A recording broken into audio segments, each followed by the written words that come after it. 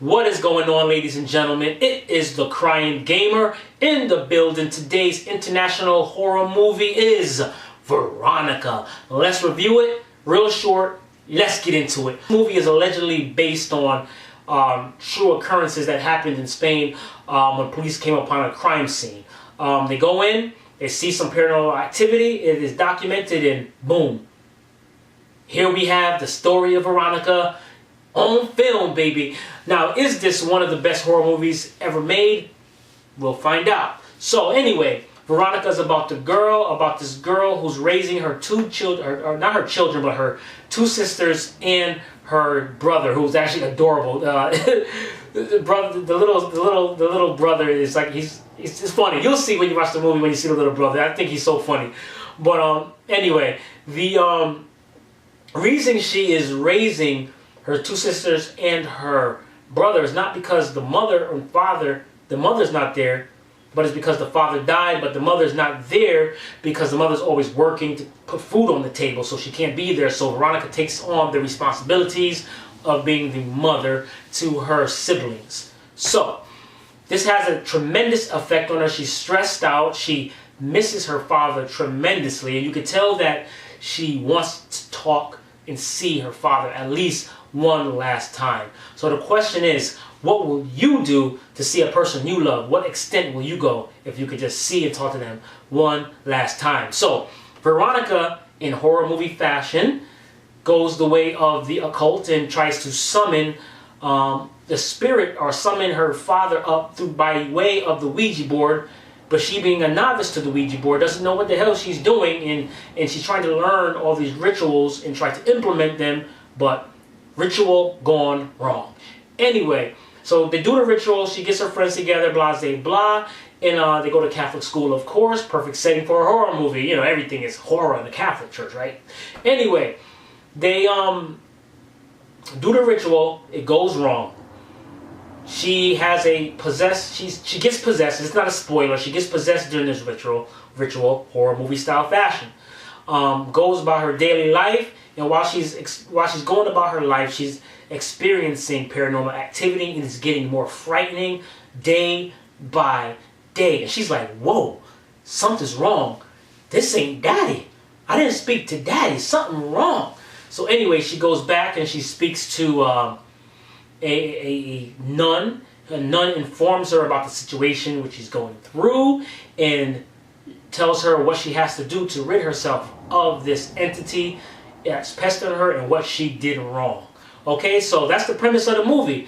She has to correct the ritual in which she practiced wrong in order to, you know, beat this entity, or say bye to this entity that it will stop pestering her and her family.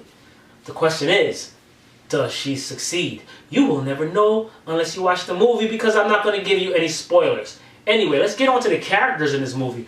Some of the imagery in this film really left an imprint on me. I really couldn't take myself away from the screen, especially when you see the nun who's blind and can't see, but stage presence, awesome stage presence from the nun.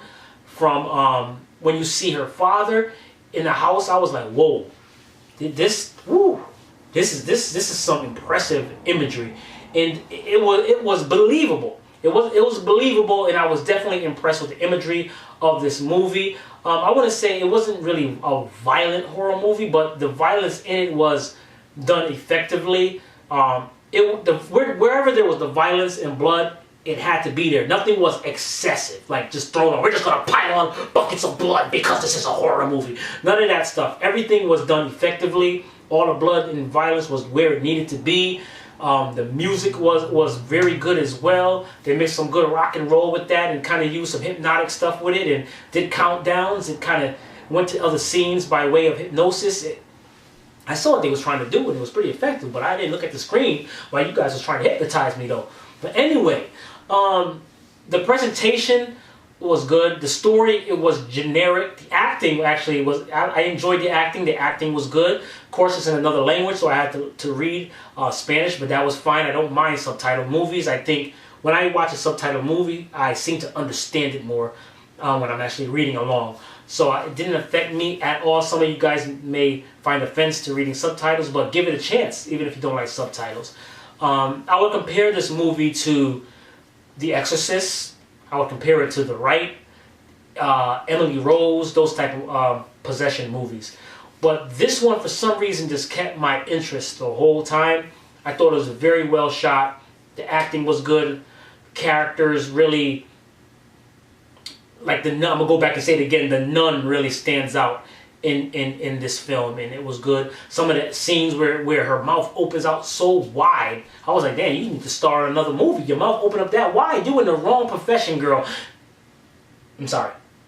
But anyway, there's a scene where her mouth just opens up so wide and the hand is going in. I'm like, whoa, that was impressive. The special effects, not over the top, not a lot of CGI. However they did it, they made it effective and believable. So, is it the best horror movie of all time? Absolutely not. Is it up there with possession movies? I would say yes. It's up there with The Exorcist. It's up there with, that's going too far. That's going a little too far. It's a little bit below The Exorcist, but to me, it's one of the better possession movies that I've seen. There's really nothing much I can say else about this movie except for it's just another horror movie based on possession. But it's the way that it was done that makes this really good. I really couldn't take my eyes away from the screen. I was really engrossed in the movie. I wasn't grossed out. I don't think you're going to be grossed out with the blood and violence, because I think that's very well done as well. Not too much, not too little, just where it needs to be. I thought the atmosphere was good. I thought the entity that she was fighting against was good. I thought Veronica, also the lady that played Veronica, did a good job as well. And just the acting of the little kid, her brother, was actually really good in this game too. Game. I'm not playing a game. I'm watching a movie. Was very good in this movie. So I recommend giving Veronica a watch if you're into horror movies. Is it a buyer? Yeah, I would say this is a movie you can buy. I think it's that good that you can actually go out and buy it when it's available on film in the U.S. It probably is. You could probably get it internationally, but if not, go check it out on Netflix. Tell me what you guys and girls thought of the movie. The Crying Gamer liked it as a horror movie. There's a lot of bad ones there, but this is one of the good ones. It gets my stamp of approval for one of the better movies about possession. Peace. Hit the subscribe button. Hit the like button. I will see you on the next video. I'm out.